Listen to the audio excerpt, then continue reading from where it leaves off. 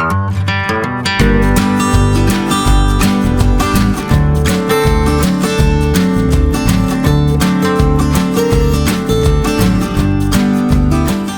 everybody, it's David from Cheshire Homebrew.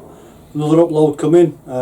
Thanks for all the feedback on the last one. Got some really good positive comments, appreciate that. I've been away to the Isle of Wight, you may not know, so I've not been on much, but I did pick something up from a garlic farm. It's a garlic beer. There's only one for Mr DTS 1953 over in Barnsley, so go and follow him. But for now, you can stick it.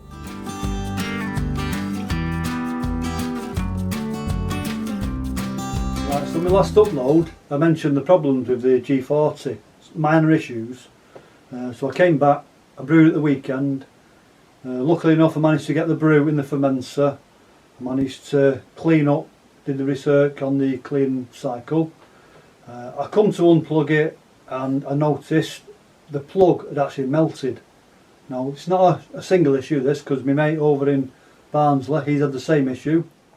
So basically what's happened, the plug has melted, infused into the extension lead. That's the major issue, but the minor issues I've mentioned before, the bottom plate comes loose when you brew, do a manual whirlpool, and also the grain basket, the handle comes loose now and again, so be really careful if you're lifting 30 litres of wort up, almost boiling temperatures, so that's another issue that could be addressed in the future. So if any of you guys have the same issue, please put a comment below. I don't want to be a solitary issue from myself. So if you've got any more suggestions of other equipment, maybe the Brewzilla, Braumeister, they have the same problem. But in fairness, I did contact MALT MILLER. The unit's out of warranty, but they're going to send me a new power lead. It's really good of them, and top company MALT MILLER, so I'll be using them a lot more in the future.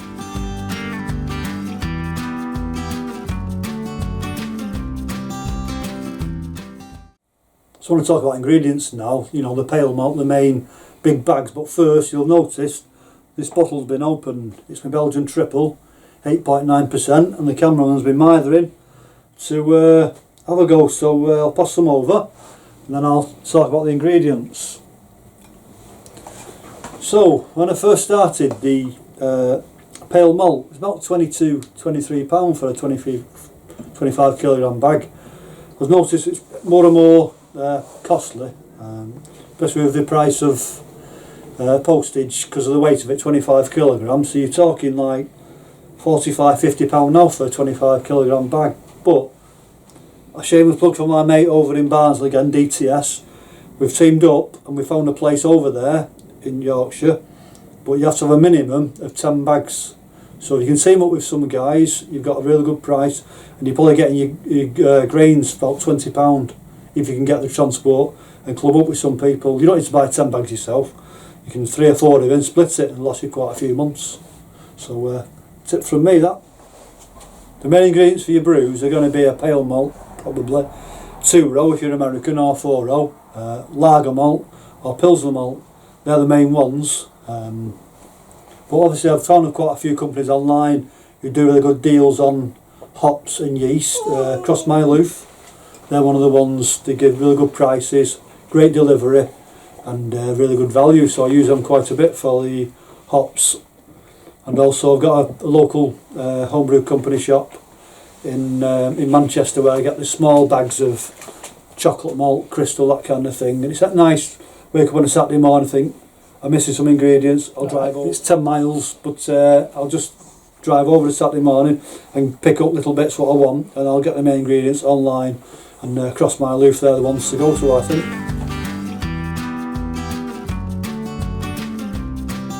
Before we move on, we'll talk about this triple. It must be good because the cameraman's happy, he's got a big smile on his face.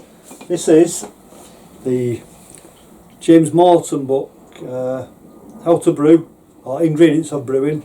That's him on the back. He's been British Bake Off, and by all accounts he did very well about it. So some great recipes in here, Belgian ales, British ales. So I went for the Belgian triple, which he calls a triple threat, which is that one there. here's a 30 litre batch. I've scaled up to a 30. 30. So basically ingredients, I've got pale malt, wheat malt and table sugar. So I mashed in at 65 degrees Celsius with 30 litres of water. Mash out 75, asparge with 9 litres, so it gave me a total liquor of 39 litres. By the time I boiled and the mass absorption, they got 30 litres. I've got a first worked hop, 55 grams of Southern Passion, 11.4 alpha acid. They are a really good hop. 30-minute boil. I like to scale down 30 minutes, try and keep the time a little bit reduced from a 90-minute boil or 60-minute boil. And I've got an ABV of 8.9%, so that stayed at that. James's recipe said 9.2, but mine finished a little bit higher. But I did use 2 packs of yeast, and I'll tell you now, that is a really good beer. If you're new to brewing or you're just improving, or you want to try some different recipes, you need to get this book because it's got some great recipes in there. James Morton, you'll pick it up on eBay, Amazon. Loads of ales in there. You've got English ales right across the board, American, highly hopped ales. But I do like the Irish export in there, which is a cracking beer, which I may do again in the future. So if you're really interested in a book to move on to the next stage of your operation, highly recommend it.